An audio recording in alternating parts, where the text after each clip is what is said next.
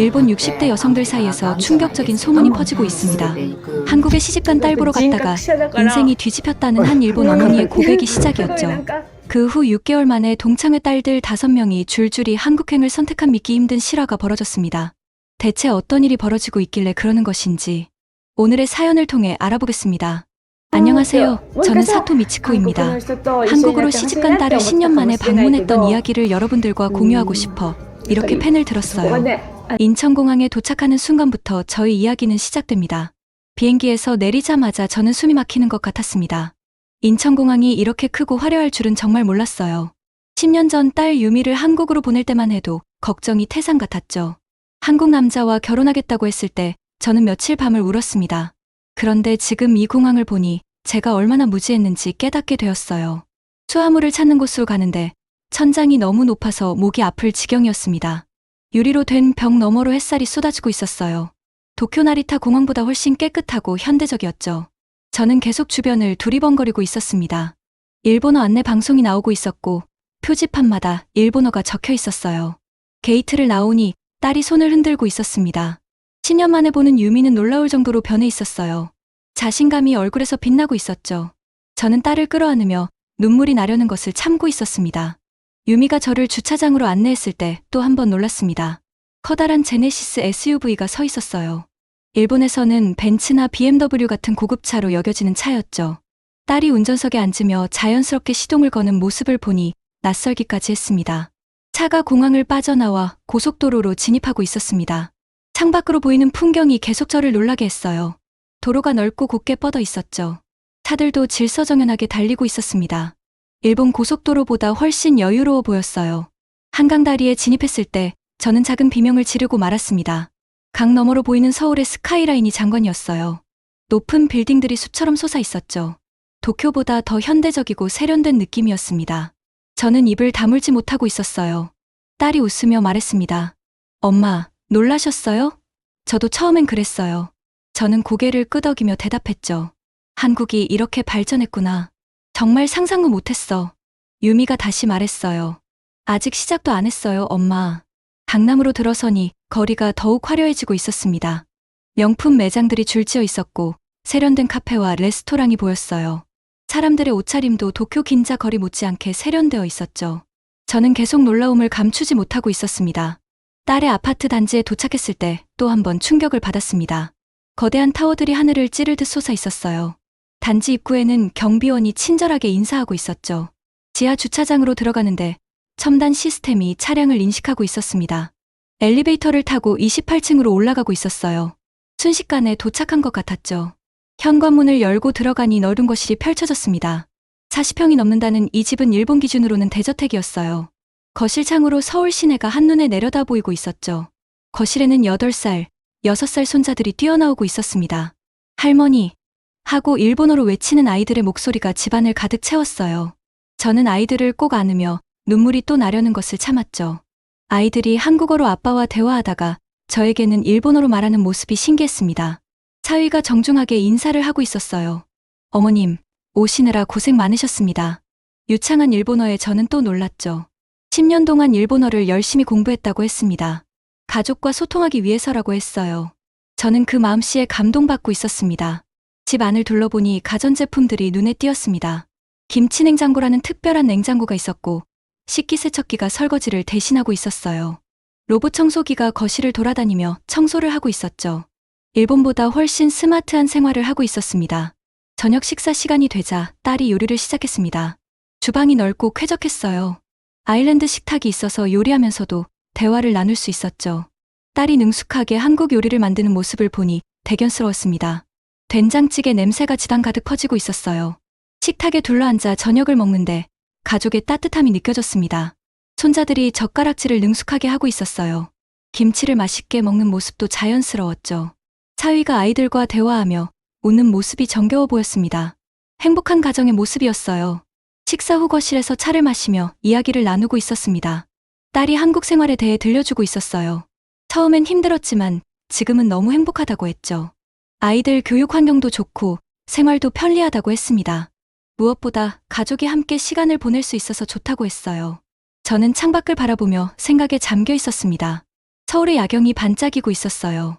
10년 전 딸을 보내며 그렇게 걱정했던 제가 바보 같았죠. 한국은 제가 생각했던 것과는 완전히 다른 나라였습니다. 오히려 일본보다 더 발전하고 활기찬 곳이었어요. 다음 날 아침, 손자들이 학교 갈 준비를 하고 있었습니다. 교복을 입은 모습이 참 귀여웠어요. 큰아이가 태블릿으로 온라인 숙제를 확인하고 있었죠. 작은 아이는 영어 동요를 흥얼거리며 가방을 메고 있었습니다. 딸이 아이들과 함께 엘리베이터로 향하고 있었어요. 저도 따라 나섰죠. 아파트 단지 안에 있는 초등학교까지는 걸어서 5분이었습니다. 안전한 통학로가 확보되어 있었고 곳곳에 CCTV가 설치되어 있었어요. 일본보다 훨씬 체계적인 시스템이었죠. 학교 앞에서 다른 학부모들을 만났습니다. 모두 친절하게 인사를 하고 있었어요.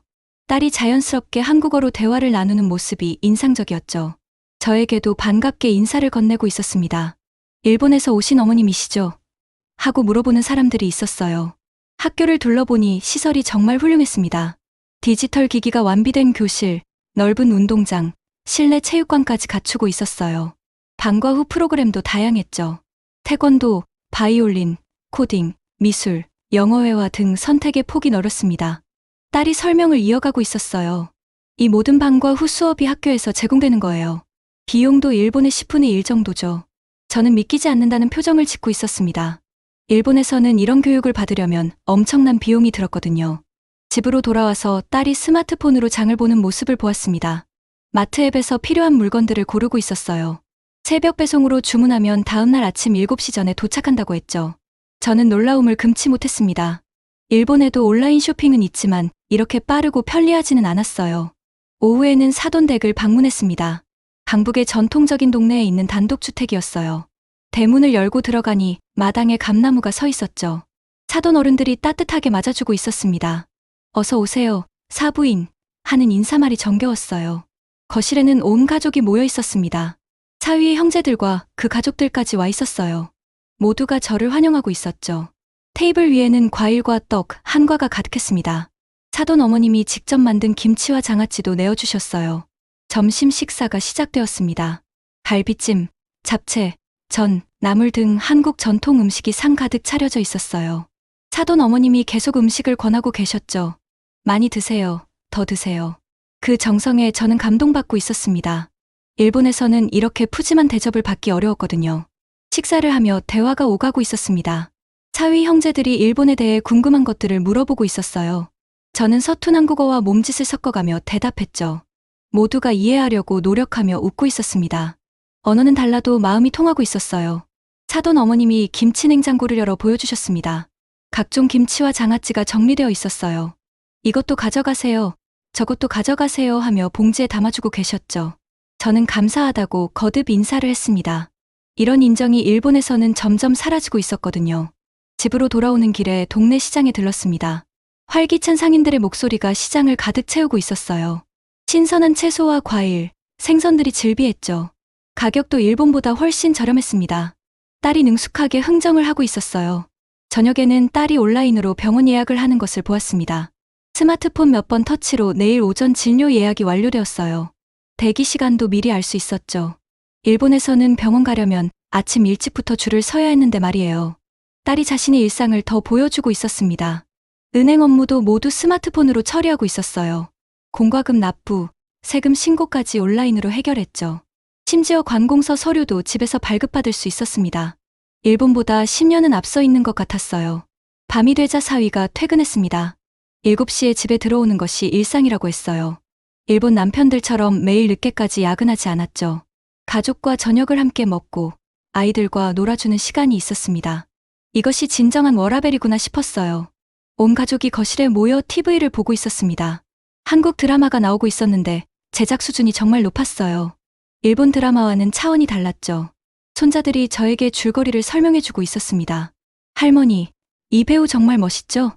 하며 즐거워하고 있었어요. 주말이 되어 딸이 서울 구경을 시켜주겠다고 했습니다. 먼저 명동으로 향했어요. 지하철을 타고 가는데 역사가 정말 깨끗했죠. 스크린도어가 설치되어 있어 안전했고 와이파이도 잘 터졌습니다. 일본 지하철보다 훨씬 현대적이었어요. 명동역에서 내리자 인파에 놀랐습니다. 세계 각국에서 온 관광객들로 북적이고 있었어요. 일본어 안내 방송이 나오고 있었고 상점마다 일본어 간판이 있었죠. 점원들도 유창한 일본어로 응대하고 있었습니다. 마치 일본의 한 도시에 온 것 같은 착각이 들 정도였어요. 화장품 가게에 들어갔습니다. 종류가 정말 다양했어요. 딸이 이것저것 설명해주고 있었죠. 한국 화장품이 품질도 좋고 가격도 합리적이라고 했습니다. 매장 직원이 정성껏 상담을 해주고 있었어요. 샘플도 듬뿍 챙겨주었죠. 일본에서는 경험하기 힘든 서비스였습니다. 남산으로 올라가는 케이블카를 탔습니다. 서울 전경이 한눈에 들어오고 있었어요. 사방으로 뻗은 도시의 규모에 압도당했죠. 한강이 도시를 가로지르며 흐르고 있었고 수많은 다리들이 연결되어 있었습니다.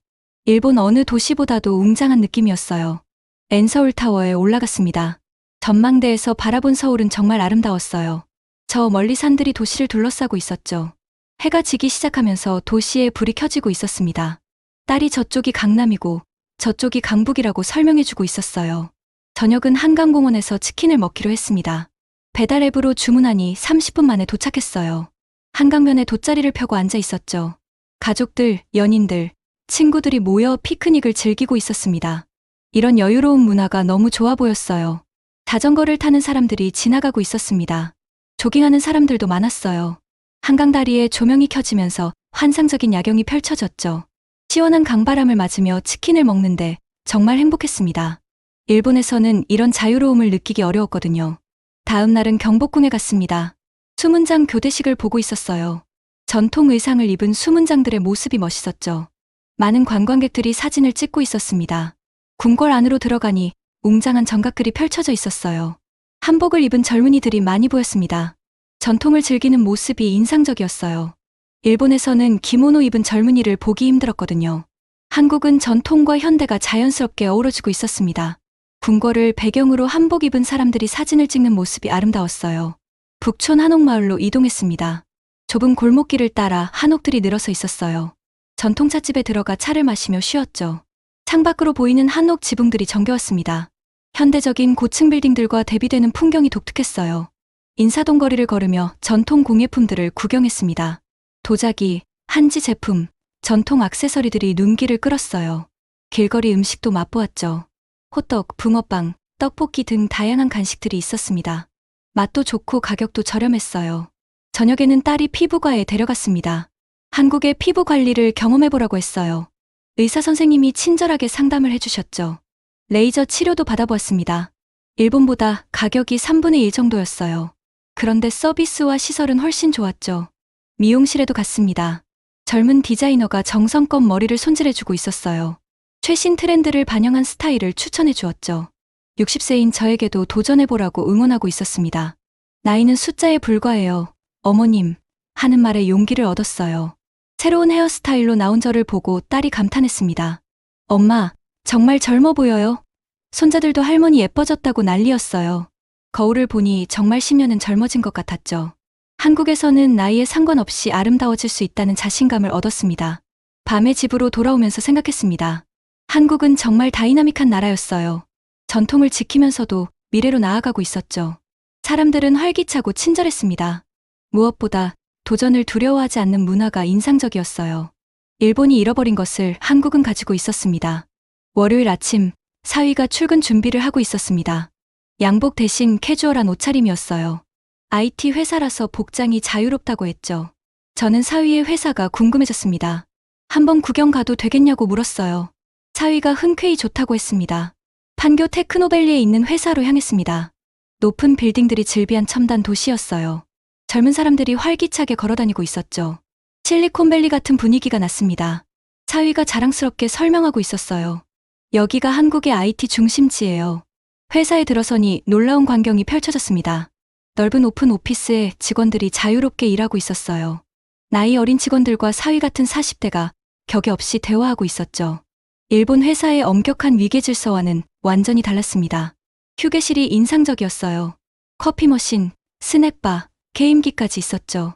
직원들이 편하게 쉬며 대화를 나누고 있었습니다. 20대 직원이 사위에게 반말로 의견을 제시하고 있었어요. 사위는 진지하게 듣고 있었죠. 일본에서는 상상할 수 없는 일이었습니다. 회의실에서 프로젝트 미팅이 진행되고 있었습니다. 모두가 자유롭게 아이디어를 내고 있었어요. 나이나 직급에 상관없이 좋은 의견은 바로 채택되었죠. 화이트보드에 포스트잇을 붙이며 열띤 토론을 하고 있었습니다. 창의적인 에너지가 넘쳐 흘렀어요. 점심시간이 되자 직원들이 삼삼오오 모여 나갔습니다. 차위가 저를 직원 식당으로 안내했어요. 메뉴가 정말 다양했죠. 한식, 양식, 일식, 중식까지 선택할 수 있었습니다. 무료로 제공되는 것이었어요. 일본 회사들도 이런 복지는 드물었죠. 오후에 딸을 만났습니다. 딸이 운영한다는 온라인 쇼핑몰 사무실을 보여주겠다고 했어요. 작은 사무실이었지만 알차게 꾸며져 있었죠. 직원 2명과 함께 일하고 있었습니다. 컴퓨터 앞에서 주문을 처리하고 있었어요. 딸이 자신의 사업에 대해 설명하기 시작했습니다. 일본 제품을 한국에 소개하는 쇼핑몰이었어요. 특히 생활용품과 문구류가 인기라고 했죠. 월 매출이 꾸준히 늘고 있다고 자랑스럽게 말했습니다. 결혼 후 시작한 작은 도전이 이렇게 성장한 것이었어요. 창고를 보여주었습니다. 일본에서 수입한 제품들이 정리되어 있었어요. 포장 작업을 하는 모습도 보았죠. 택배 기사님이 와서 물건을 실어가고 있었습니다. 하루에 수십 개의 주문이 들어온다고 했어요. 저는 딸의 사업과 정신에 놀라고 있었습니다. 딸이 말했어요. 엄마, 한국은 도전하는 사람을 응원해주는 나라예요. 실패해도 다시 일어설 수 있죠. 일본에서는 한번 실패하면 끝이잖아요. 여기서는 실패도 경험이 되고 자산이 돼요. 그 말에 저는 깊은 생각에 빠졌습니다. 저녁에 딸 가족과 레스토랑에 갔습니다. 한국 전통 음식을 현대적으로 재해석한 곳이었어요. 플레이팅이 예술 작품 같았죠. 맛도 훌륭했습니다. 가격은 일본 고급 레스토랑의 절반 정도였어요. 가성비가 정말 좋았습니다. 식사를 하며 딸이 한국 생활의 장점들을 더 이야기했습니다. 아이들 교육비가 적게 들고 의료비도 저렴하다고 했어요. 무엇보다 일과 삶의 균형을 찾을 수 있다고 했죠. 가족과 함께하는 시간이 많아서 행복하다고 했습니다. 손자들이 태권도 학원에서 배운 품새를 보여주었어요. 절도 있는 동작들이 멋있었죠. 큰 아이는 이미 빨간 띠를 받았다고 자랑했습니다. 작은 아이는 바이올린 연주를 들려주었어요. 짧은 곡이었지만 제법 잘했죠. 한국에서 다양한 경험을 하며 성장하고 있었습니다. 집으로 돌아와 가족들과 함께 시간을 보냈습니다. 차위가 아이들에게 책을 읽어주고 있었어요. 딸은 내일 일정을 정리하고 있었죠. 평범하지만 행복한 일상이었습니다.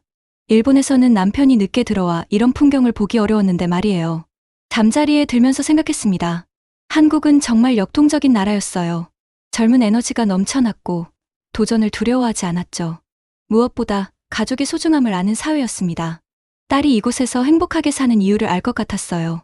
한국이 딸을 성장시키고 행복하게 만들어준 것이었죠. 2주간의 한국 방문이 끝나고 도쿄로 돌아왔습니다. 나리타 공항에 도착하니 왠지 모르게 초라해 보였어요. 인천공항과 비교가 되고 있었죠. 집으로 가는 전철 안도 좁고 낡아 보였습니다. 사람들의 표정도 지쳐 보였어요. 집에 도착해서 한국에서 찍은 사진들을 정리했습니다. 화려한 서울의 모습, 행복한 딸 가족의 일상, 활기찬 거리 풍경들이었어요. 영상도 많이 찍어왔죠. 손자들이 뛰어노는 모습, 한강의 야경, 명동의 활기찬 분위기가 담겨 있었습니다. 원래 동창회가 있는 날이었습니다. 60대 친구들과 만나는 자리였어요. 다들 비슷한 처지였죠. 자녀들이 독립했고 남편은 은퇴했거나 곧 은퇴할 나이였습니다. 요즘 일본 경제가 어렵다는 이야기, 자녀들 취업이 힘들다는 푸념들이 오가고 있었어요. 제가 한국 다녀온 이야기를 꺼냈습니다. 처음에는 다들 관심이 없어 보였어요. 그런데 사진을 보여주기 시작하자 분위기가 달라졌죠. 딸의 40평 아파트 사진에 모두 놀랐습니다. 서울 야경 사진을 보고는 감탄사가 터져 나왔어요. 영상을 틀어주었습니다.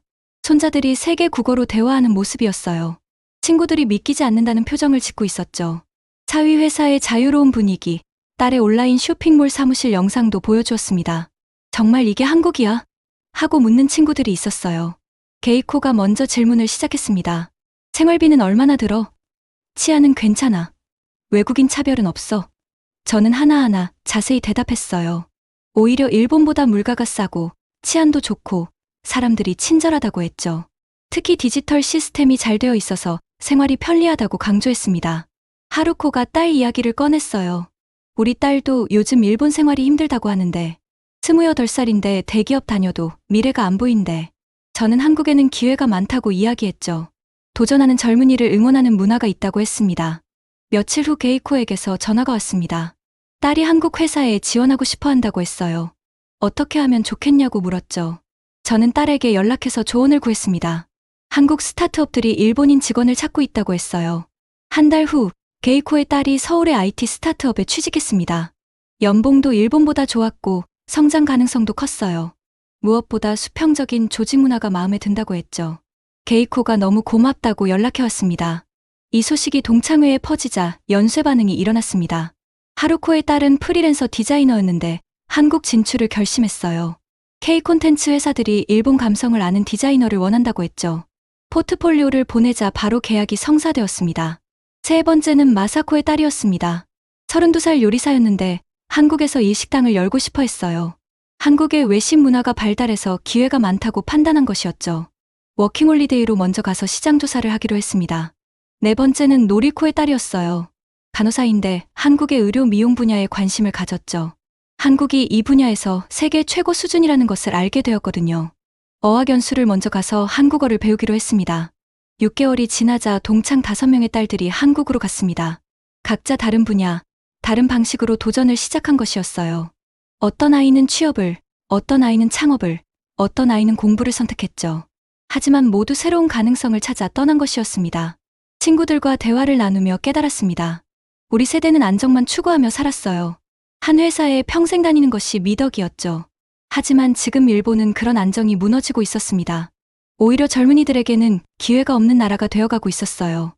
반면 한국은 달랐습니다. 실패를 두려워하지 않는 문화가 있었어요.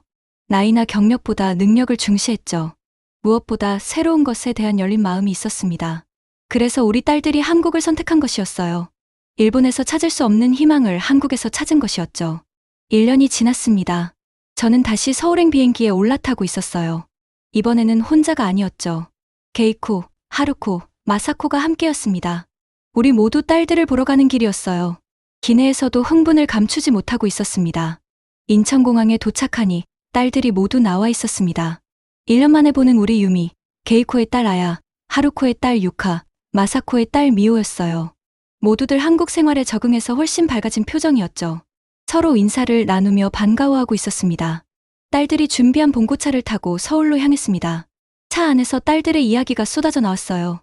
한국 생활이 너무 재미있다고, 도전할 것들이 많다고, 새로운 친구들도 많이 생겼다고 했죠. 무엇보다 자신들이 성장하고 있다는 것을 느낀다고 했습니다. 숙소는 강남의 게스트하우스였습니다. 딸들이 함께 예약해준 곳이었어요. 깨끗하고 편안한 시설이었죠. 짐을 풀고 저녁 모임 장소로 향했습니다. 홍대의 한 레스토랑이었어요. 그런데 놀라운 일이 기다리고 있었습니다. 레스토랑에는 20명이 넘는 젊은 일본 여성들이 모여 있었어요. 모두 한국에서 일하거나 공부하는 사람들이었죠. 우리 딸들이 만든 모임이라고 했습니다.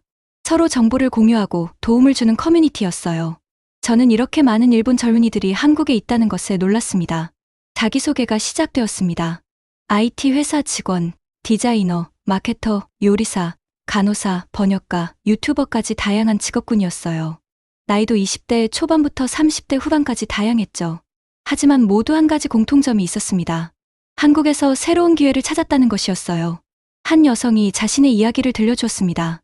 일본 대기업에서 10년 일했는데 승진이 막막했다고 했어요. 한국 회사로 이직했더니 능력을 인정받아 바로 팀장이 되었다고 했죠. 연봉도 올랐고 워라밸도 좋아졌다고 했습니다. 무엇보다 일하는 것이 즐겁다고 했어요. 또 다른 여성은 한국에서 창업한 이야기를 했습니다. 일본 과자를 한국에 소개하는 사업이었어요. 처음엔 어려웠지만 한국 정부의 창업 지원을 받았다고 했죠. 이제는 매출이 안정적으로 나오고 있다고 자랑스럽게 말했습니다. 일본에서는 꿈도 못 꿨을 일이라고 했어요. 간호사로 일하는 여성도 있었습니다. 한국의 의료 시스템을 배우러 왔다가 정착했다고 했어요. 한국 병원의 첨단 장비와 시스템이 인상적이었다고 했죠. 환자를 대하는 따뜻한 문화도 좋았다고 했습니다. 한국 간호사 자격증을 따서 계속 일할 계획이라고 했어요. 모임이 끝나고 딸과 단둘이 이야기를 나누었습니다. 엄마 덕분에 많은 일본 친구들이 용기를 얻었다고 했어요. 엄마가 편견 없이 한국을 봐주고 그것을 일본에 알려준 덕분이라고 했죠. 저는 뿌듯함을 느끼고 있었습니다. 작은 계기가 큰 변화를 만든 것이었어요. 다음날 친구들과 함께 서울을 둘러보았습니다. 1년 전과는 또 달라진 모습들이 있었어요. 새로운 건물들이 올라가고 있었고 거리는 더욱 활기찼죠. 무엇보다 일본인 관광객이 눈에 띄게 늘어 있었습니다. 한국이 매력적인 나라로 인식되고 있다는 증거였어요. 친구들도 한국의 변화에 놀라워했습니다. 특히 디지털 기술의 발달에 감탄했어요. 모든 것이 스마트폰으로 해결되는 것을 보고 충격을 받았죠. 일본이 얼마나 뒤처져 있는지 실감한다고 했습니다. 딸들이 한국을 선택한 이유를 이제야 알겠다고 했어요. 마지막 날 저녁, 딸이 특별한 선물을 주었습니다. 한국어 교재였어요. 엄마도 한국어 공부해보세요. 아직 늦지 않았어요. 저는 그 말에 큰 용기를 얻었습니다. 60세가 넘었지만 새로운 도전을 해보기로 마음먹었어요. 비행기를 타고 일본으로 돌아오면서 생각했습니다. 한국은 나이에 상관없이 도전할 수 있는 나라였어요. 실패를 두려워하지 않고 새로운 것을 받아들이는 열린 사회였죠. 그래서 우리 딸들이 그곳에서 꽃을 피우고 있는 것이었습니다. 집에 돌아와서 한국어 공부를 시작했습니다. 한글을 익히고 간단한 인사말을 배웠어요. 어렵지만 재미있었죠. 손자들과 영상통화할 때 한국어로 인사를 하니 너무 좋아했습니다. 할머니 한국어 잘하시네요. 하고 칭찬해 주었어요. 저는 이제 한국이 제2의 고향처럼 느껴집니다. 딸과 손자들이 있는 곳이니까요. 하지만 그것만이 아니었어요. 한국은 저에게 새로운 가능성을 보여준 나라였습니다. 나이가 들어도 도전할 수 있고 성장할 수 있다는 것을 깨닫게 해준 곳이었죠. 한국이 이렇게 될 줄 정말 몰랐습니다. 이제는 한국의 미래가 더욱 기대됩니다.